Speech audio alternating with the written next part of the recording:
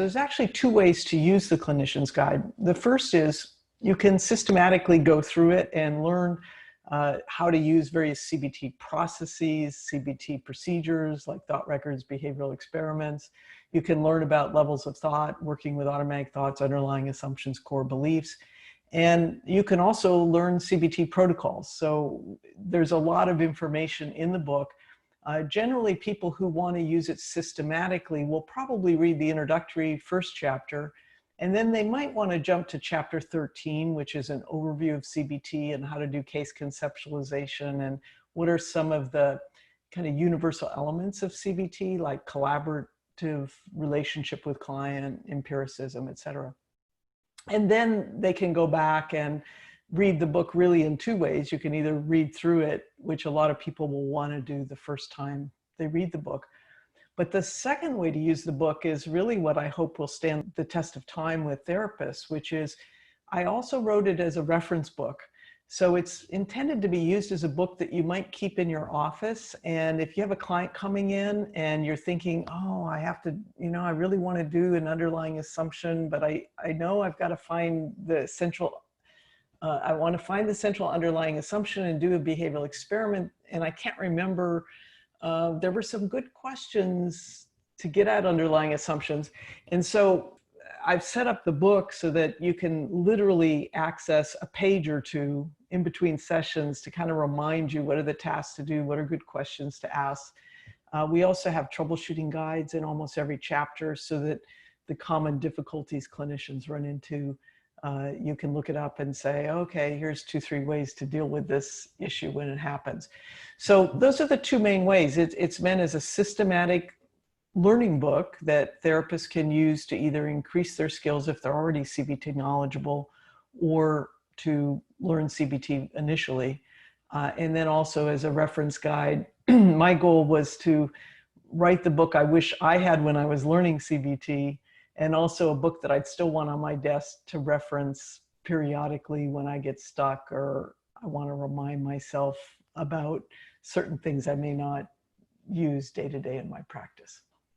And I love what you're saying about having a quick reference because, for example, with the clinician's guide, and when you were mentioning underlying assumptions, which I find in my experience teaching new therapists, underlying assumptions, behavioral experiments can be one of the areas that can be more challenging to learn how to do effectively. And like in the clinician's guide, there was just a really beautiful illustration that I thought was just so helpful, just at a glance, to be able to capture how to think about behavioral experiments to test underlying assumptions.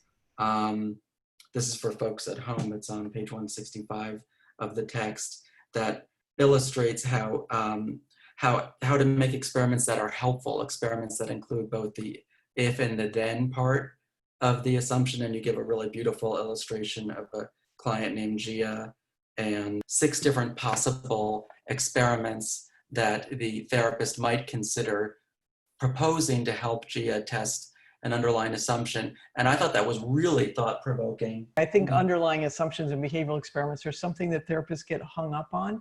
I think they sound really complicated when they're new to you, but if you can read kind of the principles in the background and the rationale and the thinking that could be going on in your head as a therapist, then they become a lot easier. And that's what I tried to do in this book, is lay out my own thinking processes, Right. because I've been doing CBT longer than almost anybody. So I've had a lot of time to think about what's involved in each step of the way. Right, because then you can start to really understand like the heuristics and the underlying kind of guiding principles that help you to make these decisions. Exactly. Across treatment.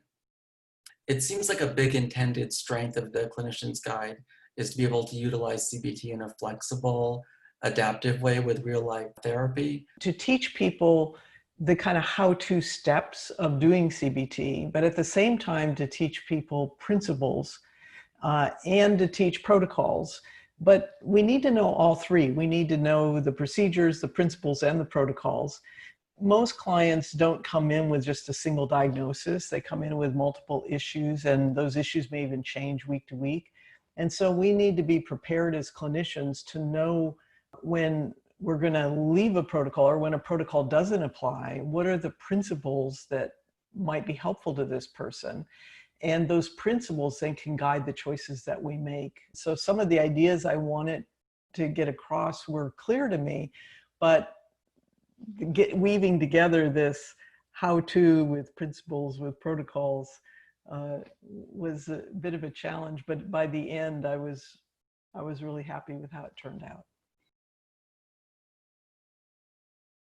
I often found as I was reading the clinician's guide that I had follow-up questions as I was reading, and then almost immediately found the answers to the question that I had just been thinking, that you had provided instructions to my questions just throughout the book. I felt like you were reading my mind.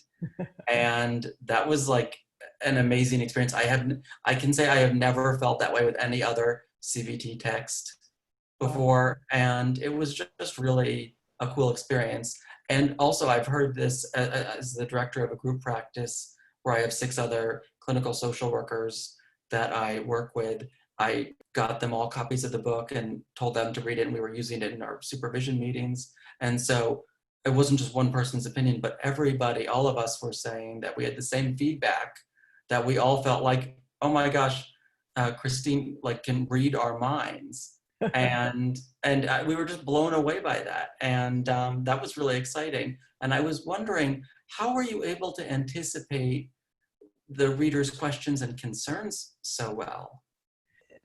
Actually, what I was informed by is I have been literally for 40 years teaching CBT, mostly in workshops, and I've taught all around the world, over 50,000 therapists. So in all of those workshops where I was teaching a lot of these same ideas, some of the same questions would come up over and over, no matter what country I was in, no matter what topic we were discussing. Therapists universally get stuck at certain points.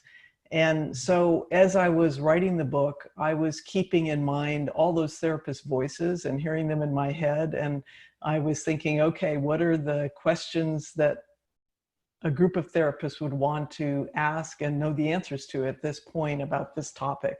So that really just speaks to my long-standing experience, I think, both teaching and consulting and supervising therapists, and knowing some of the common sticking points that, you know, not just for people learning and practicing CBT early on, but for people like you and I have been practicing for many years, we all seem to get stuck at some of the same points. So I tried to not skip over those and make CBT seem simplistic, but instead to present the principles and ideas, and then through case examples and client therapist dialogues and troubleshooting guides, highlight the common sticking points that really do occur and that we all have to navigate and figure out ways to deal with.